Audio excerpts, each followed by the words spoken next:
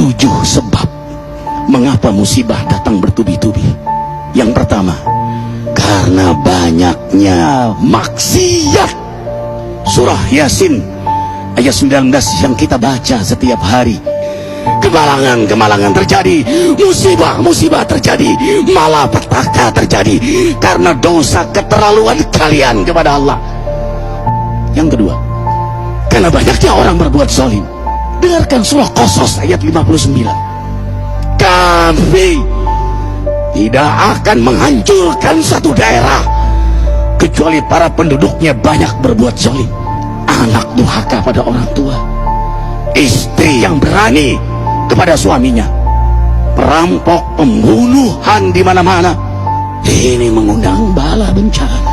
Yang ketiga, mengundang bala bencana karena kelakuan tangan-tangan manusia.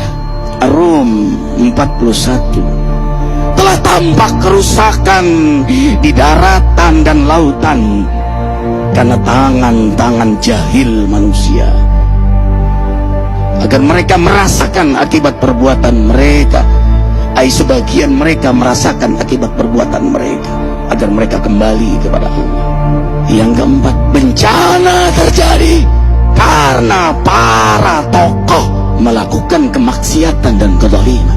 Dengarkan dengan iman, wahai penduduk Indonesia yang mulia, bila kami ingin menghancurkan suatu negeri, kami perintahkan para tokohnya untuk taat kepada Allah, tapi mereka maksiat, tapi mereka berbuat zalim, tapi mereka khianat kepadaku dan kepada makhlukku. Wahaqqa alaihil qaul, maka haklah untuk mereka datang bala bencana seperti kaum Ad, kaum Samud, kaum Lut, kaum Nuh. Kami hancurkan sehancur-hancurnya. Siapa tokoh itu? Para pemimpin kita yang sumpah Al-Quran di kepalanya, demi Allah tidak korupsi. Lalu korupsi. Siapa lagi? Hartawan, orang-orang kaya yang dengan harta berpoya-poya, sombong, maksiat dengan kekayaannya di tengah orang yang banyak menderita. Siapa lagi? Ulama yang menjual ayat-ayat Allah dengan murah. Subhanallah. Yang kelima, mengapa bala bencana terjadi? Karena orang-orang soleh, orang-orang baik diam melihat kemaksiatan dan kemungkaran. Surah Al-Anfal ayat 25. Takutlah kalian dengan musibah yang tidak hanya menimpa orang yang maksiat, orang yang berbuat zalim, tapi juga kalian orang-orang soleh. Maka masa bodoh dengan kemaksiatan bukanlah sikap seorang mukmin. Amar ma'ruf nahi mungkar adalah amal cerdas. Yang keenam, justru karena rahmat Allah, karena peringatan yang Allah hadirkan agar hadir mahkamah kesadaran kita. Ikhwah, dengarkan dengan iman surah Al-Baqarah ayat 155, 156, 157.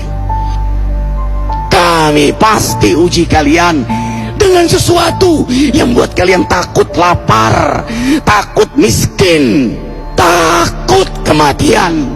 Tapi kabarkan berita gembira bagi hamba Allah yang sabar dari semua ujiannya, yang mereka berkata, sesungguhnya kami milik Allah dan sesungguhnya kami akan kembali kepada Allah.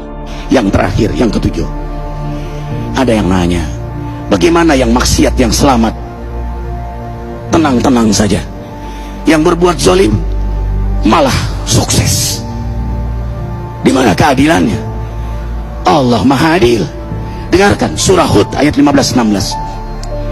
Barang siapa mencari kesenangan dunia, lalu dia menghalalkan semua cara, apa kata Allah? Kami beri, tapi di akhirat tidak mendapatkan secuil pun kenikmatan, malah nikmat di dunianya menjadi bahan bakar azab untuk dirinya.